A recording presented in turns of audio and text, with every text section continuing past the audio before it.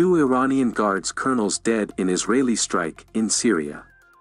The Guards, in a statement issued late Tuesday, identified the 2 dead men as Colonels Ehsan Karbalaper and Morteza Seednejad.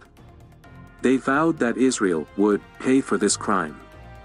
Iran is continuing to vow revenge for 2 Revolutionary Guards senior officers killed in an Israeli missile attack on the Syrian capital earlier this week. The Iranian Foreign Ministry's website quoted ministry spokesman Saeed Khatibzadeh Wednesday as saying revenge for the Monday strike will definitely be taken. The Guards, in a statement issued late Tuesday, identified the 2 dead men as Colonels Ehsan Karbalaper and Morteza Seednejad. It said in the same statement that Israel would pay for this crime. Hundreds of Iranian forces have died in combat in Syria and Iraq. Iran claims its forces there are only advisors. Syrian state media said the other 2 victims of Monday's strike on Damascus were civilians, while the British-based Syrian Observatory for Human Rights identified them as pro-Iran Syrian militiamen. The observatory said the 2 dead Iranians killed belonged to Iran's elite Quds force. 6 militiamen were also wounded, it added. The observatory said Monday's was the 7th Israeli strike on Syria this year and that the target was a weapon and ammunition depot near Damascus airport. The Islamic Revolutionary Guard Corps is deployed in many parts of the region to carry out Iran's aggressive agenda.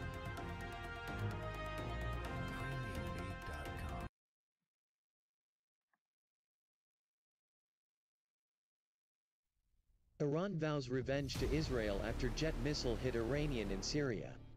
Israel will pay for this crime, Revolutionary Guard says, following airstrike near Damascus that reportedly targeted a weapons and ammunition depot operated by Iran. Iran's Islamic Revolutionary Guard Corps, IRGC, has vowed revenge for the deaths of 2 of its members in an alleged Israeli airstrike near the Syrian capital Damascus on Monday, according to Iranian media reports.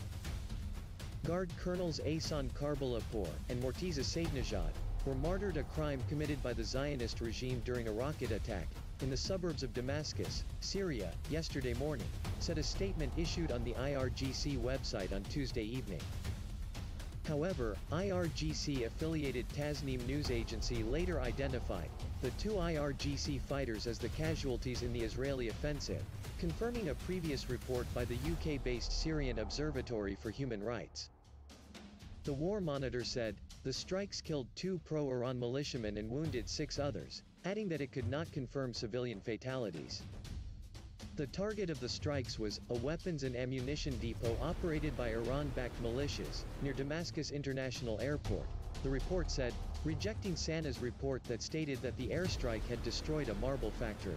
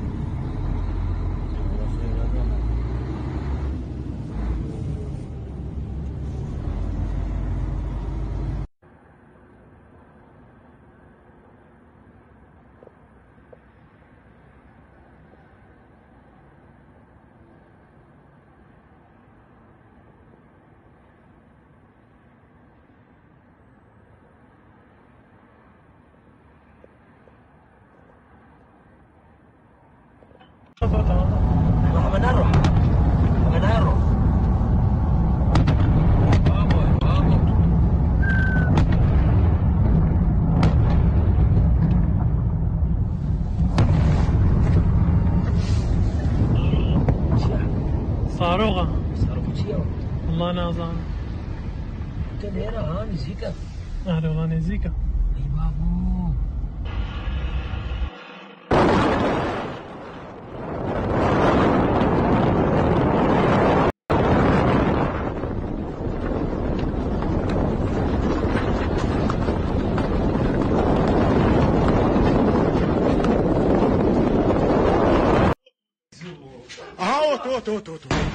اللهم صل على سيدنا محمد. أوتسيو. أها. Shalom. Kol Loyum La Yahal Bashim Yahushua Bashim Chakwadash. Double honors to the elder apostles of the great Muslim who rule well. Peace and salutations unto the hopeful elect tabernacle of David, scattered throughout the four corners of the earth. And I want to play these clips, going into this video because you don't want to be misled by the Western propaganda machine. Because right now they'll have the world believing that this attack was carried out on the U.S. because there happened to be a U.S. consulate, not too far from where those strikes took place. So now the narrative is that they tried to carry out attacks on the U.S. bases over in Iraq, but according to the actual reports, that this was just a revenge retaliation upon an Israeli stronghold that happened to be in Iraq. So you don't want to be misled, with disinformation. All right, but we all know that these are, as is written, there shall be wars and rumors of wars. See then that you be not troubled, for all these things must come to pass, but the end is not yet. So, it's just part of the proxies that's been going on between the Israeli and Iranian regimes. And we know that the Zionists been using the alliance with the West, as a muscle to try to hammer down those different Islamic independent sovereign countries that rival the power of the Zionists. All right. So this is from the Times of Israel. It says the IRGC claims herbal missiles targeted Zionist strategic center in warning to Israel. Iranian Guard Corps says Iraq base used by Israel for conspiracy and mischiefs. Attack comes less than week after alleged Israeli airstrike that killed 2 IRGC officers in Syria. All right, so that's pretty much what happened. All right, I don't know if people knew this or if this just went under the radars, but it's funny because when stuff like this happens, the media does not report upon it, but soon as when there's any kind of aggression from the opposing side, then that's when the media jump on it and push their narrative and their propaganda, and have the whole world siding with the propaganda. So this is pretty much what's really going on. It's just really part of the proxy that's been going ongoing between the Israelis and the Iranians. All right, now we all know that it's been an agenda for decades that the West wants to topple these different countries. All right, when you go back to this interview, you had the former general of the U.S., General Wesley Clark. He pretty much went into the memo on the agenda of how they want to carry out 7 regime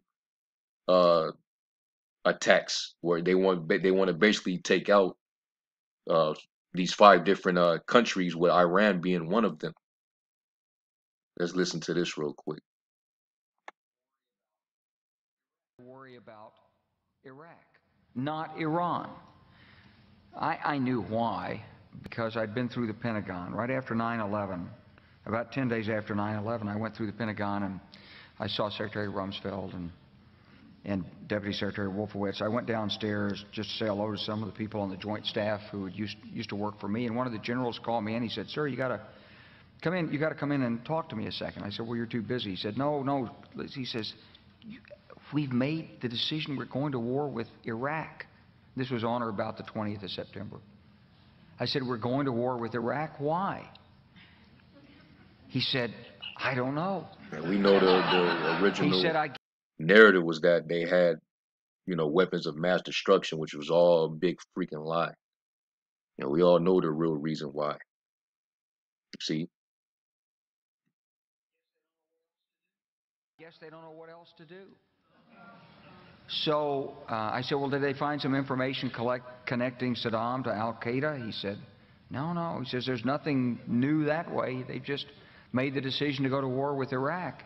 He said, I guess it's like we don't know what to do about terrorists, but we've got a good military and we can take down governments. And he said, I guess if the only tool you have is a hammer, every problem has to look like a nail. And that's what scripture comes to mind. Jeremiah 51, where it talks about the hammer of the earth is broken. Let me see if I can find that. We know that the U.S. is ultimately that muscle. All right.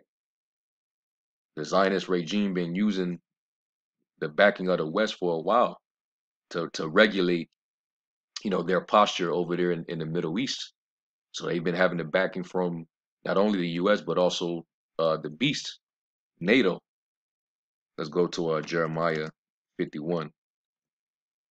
I'll point it to go to that scripture last, and Joel, and I'm gonna actually go back to that. But this is Jeremiah 51 and verse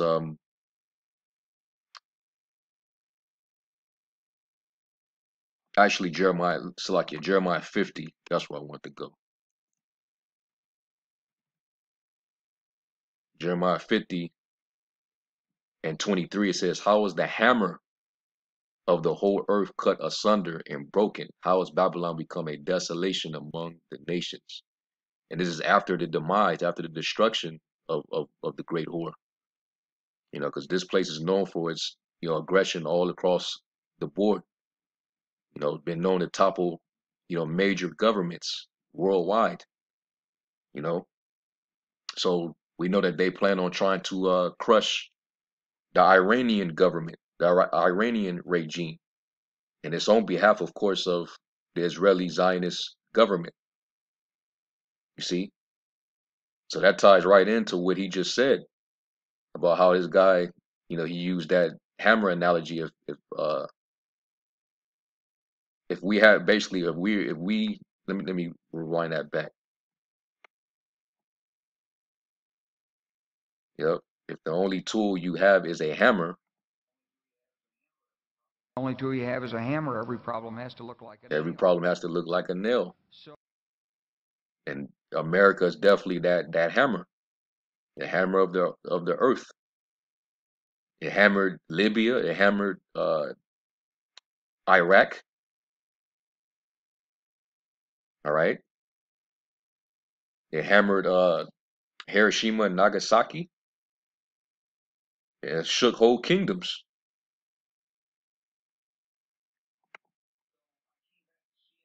so I came back to see him a few weeks later, and by that time we were bombing in Afghanistan. I said, are we still going to war with Iraq? And he said, oh, it's worse than that. He said, he reached over on his desk, he picked up a piece of paper, and he said, I just got this down from upstairs, meaning the Secretary of Defense's office today, and he said, this is a memo that describes how we're going to take out 7 countries in 5 years, starting with Iraq and then Syria, Lebanon, Libya, Somalia, Sudan, and finishing off Iran. I said, is it classified? He said, yes, sir. I said, well, don't show it to me. And I saw him. So that was from former General Wesley Clark. So it was already in their plan. It was in their memo back in 2001 that they had the plan to topple 7 governments within 5 years. They was unsuccessful with Afghanistan. We know that for sure. And the reason why they was able to touch Libya back in 2011 is because they didn't have the proper guarding of Russia at the time because of the leader. Putin. This was when you had Medvedev, I believe he was in at the time, and he did a horrible job defending Libya. But now with Putin as the head honcho, you best believe Libya is going to be left alone. All right, because we know according to Ezekiel 38 that Libya, as well as Persia, which is Iran, and Kush, Ethiopia, Sudan is a part of that. They're under the guardianship of Russia. Okay, it says to be thou a guard unto them, and that's why they have that economic relation with Russia, special relations, and they also have weapons that Russia supplies them with to help defend themselves against any Western aggression. So this is all on the behalf of the Zionist Israeli regime, because all those countries are around Israel, and they don't like that any of those countries have, they're basically sovereign of the West. They're basically independent, but they still have the protection and relation with the Russian alliance, and that's what threatens the Israeli regime. As a matter of fact, let me read this real quick.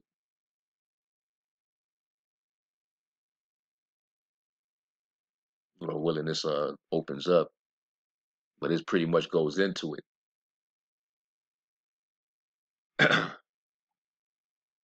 This is from the Muslim Times. I just want to read this part down here. Lord willing that it pops up. Yeah, right here. I just want to read this part. It says, whistleblower General Wesley Clark said in a 2007 interview that America's objective is to take out 7 countries in 5 years: Iraq, Syria, Lebanon. We saw that pocket nuke that went off a couple years ago in Lebanon. You saw that big ass mushroom cloud. It exploded that I don't know if it was a warehouse. I don't know what it was. I forget what it was, but you know, we saw the devastation it caused, man. All right, but that was it. The proxy war between Iran and Israel. We believe that the Zionists carried that out. That was straight up the Israelis, man. Libya, Somalia, Sudan, which is Kush, and these happen to be the same countries that Russia is to be a guard over, pursuant to Ezekiel 38, and Iran. So this is the reason why you constantly seeing that the conflict, escalate between Iran and Israel, and also the West. We know that they fight for posture over there, economic power. They want to have a stronghold on the natural resources. They fighting over the pipelines that goes through Syria, and that's why Syria is a hotbed for those proxies. So recently, you just had 2 members of the Revolutionary Guard Corps of Iran that got killed in that attack, and 6 other militia members. And those strikes over there in Iraq was just a retaliation, you know. So right now, what we're seeing is just ongoing conflicts. This is just wars and rumors of wars. All right, and Amalek, they're the cause of the escalations, man. They're the ones that's constantly instigating and provoking these wars, and it's also being funded by the elite. So what's going to happen? The least of the flock is going to draw these armies out, because you already know where Iran stand, all right, and who their alliance is to, and you know where the Israelis stand, all right. Russia is going to be pulled in just as well as the West would have to be pulled in, and they're already at odds with each other over Ukraine right now as we speak. All right, so there's a lot of moves being made to undermine each other's um, regimes, and the fact that the Russian, Iranian, Chinese alliance, they're seeing the crumbling of the U.S. hegemony. All right, they seeing that Biden is looking like a clown and he's, hella weak. So, they're going to start taking advantage pretty soon. So let me get Jeremiah 49 real quick. And let's go down to verse 20. And it says, "Therefore hear the counsel of the Lord that he hath taken against Edom, and his purposes that he hath purposed against the inhabitants of Teman. Surely the least of the flock shall draw them out. Surely he shall make their habitations desolate with them." And that least of the flock is the Israelis, man. All right, with their constant instigating and provoking to war. And the Lord is stirring up the Medes and their allies to come against their alliance. All right, the Israeli, U.S., NATO alliance. And that's pretty much these other nations challenging the authority of Esau. Because Esau, he's been dominant for so long, but now the nations are starting to, get sick and tired. Now they want to go up against the Edomite domination of the world. So the Lord is raising up, Ishmael, Elam, Moab, and let's go to real quick Obadiah. That's pretty much the Lord making them despised among the heathen. All right, Obadiah 1 verse 2, it says, "Behold, I have made thee small among the heathen, thou art greatly despised.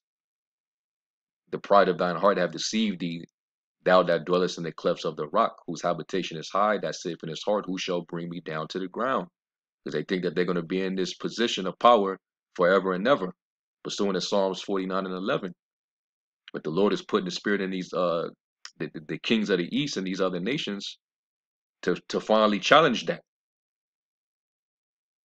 All right. And the Lord is mustering the host of the battle, man. He's preparing the minds of the kings of these nations to go up and challenge this authority, this dominion, this hegemony. And that's what you see happening right now, man. And we know the Lord's gonna, use the Russians to lead the charge in destroying America, because America is pretty much the muscle, all right,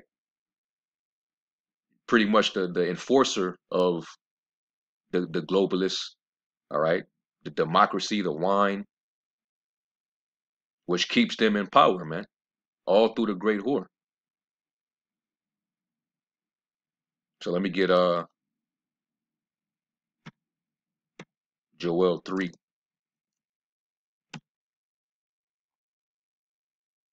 And it says, "Proclaim you this among the Gentiles, prepare war, wake up the mighty men, and let all the men of war draw near, let them come up."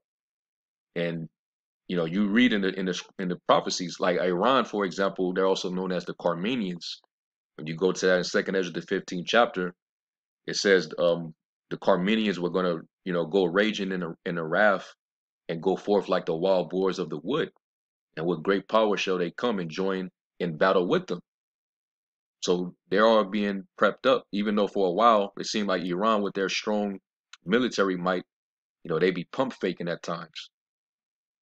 You think that they get it right every time they shoot targets, over there. They always missing, always tend to not hit nothing, man. But eventually it's just gonna come to a head. And we know, like right now, with them throwing sanctions on Russia behind Ukraine, Russia is gonna basically sabotage the agreement of the JCPOA Iranian nuclear deal, which is gonna pretty much enable Iran to continue to produce, that uranium and continue to build those nuclear missiles.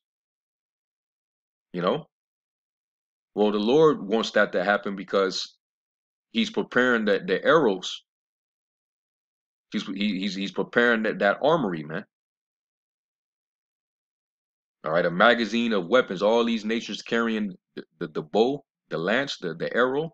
Those are Those are part of the weapons of his indignation that he's going to use to ultimately destroy America with and topple the whole Edomite power structure, man. The whole beast system, the great horde that rides the beast. That's what the Lord's going to do. So right now he's preparing them. It says, beat your plowshares into swords and your pruning hooks into spears. Let the weak say, I am strong. All right, North Korea, Iran, all these small countries that now have nuclear capabilities. Now they're with the backing of Russia, they're not afraid. You see? It says, assemble yourselves and come, all ye heathen, and gather yourselves together round about till there cause thy mighty one to come down, O Yahweh. And the Lord is causing all these conflicts so that he can lure all these armies over there into that side of the world, in the Middle East. Because that's where he's gonna plead with all these nations for the sake of Israel. So all these nations, even though they finna war with each other for the top spot, the Lord is just lining them up. Because the Lord ultimately is going to get the victory,